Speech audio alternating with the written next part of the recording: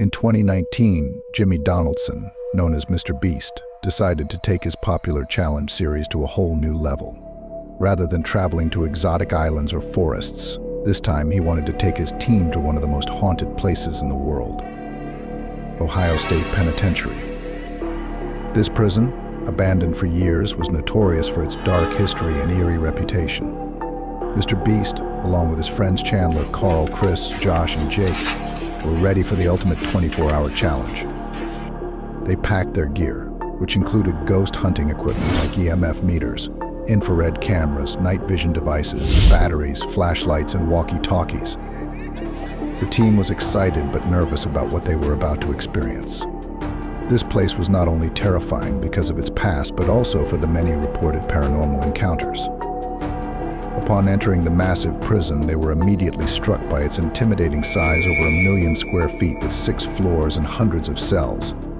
The prison's history was haunting. In 1930, a fire had killed 300 inmates, and others had died in violent fights, suicide, or were executed. Many believed the spirits of these inmates still haunted the prison. The team met a guard who told them about his own experiences with unseen forces. He warned them to stay together and avoid the hospital and church on the property, places known for their dark energy. The team, despite their unease, gathered their courage and ventured inside with their cameras rolling, determined to uncover the truth behind the rumors. They set up base camp in a large, empty hall near the entrance, then split into groups to explore. MrBeast, Chandler, and Josh decided to explore the hospital, while Carl, Chris, Jake, and Tariq would investigate the solitary confinement area.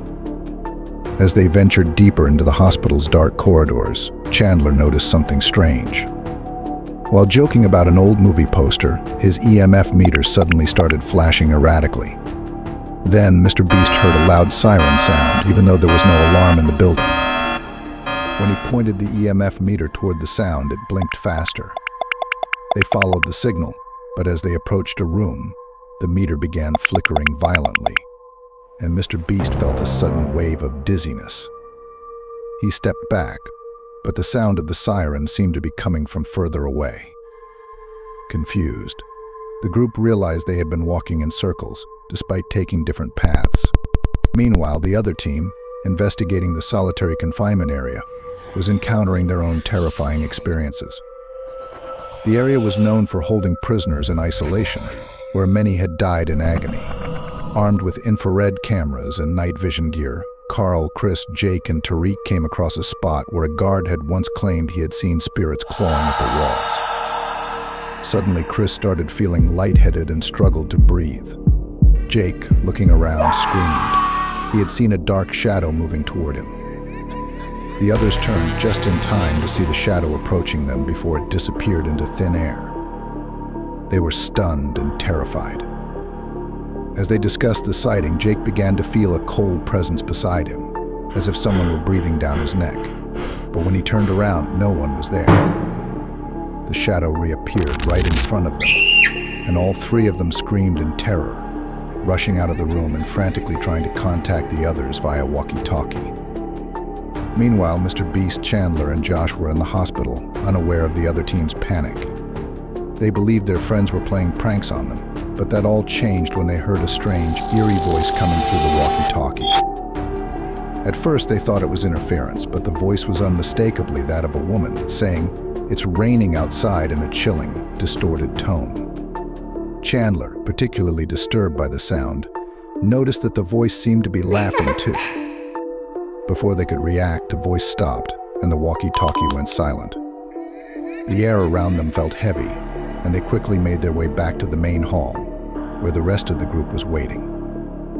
As they gathered, a storm began to rage outside, thunder crashing and rain pouring. The eerie atmosphere inside the prison was matched by the storm outside, making everyone feel even more uneasy. Despite the growing tension, MrBeast couldn't help but find a sense of thrill in the experience. His mind raced with excitement, but there was still a nagging feeling of dread. What if something more sinister was lurking in the prison? What if the stories were true? As they moved toward the old chapel, once used as an execution hall, the team couldn't shake the feeling that they were being watched. The chapel was said to be the final resting place of many executed prisoners, and their spirits were rumored to still haunt the area. MrBeast, trying to lighten the mood, joked that he would pretend to be a priest to ease the tension.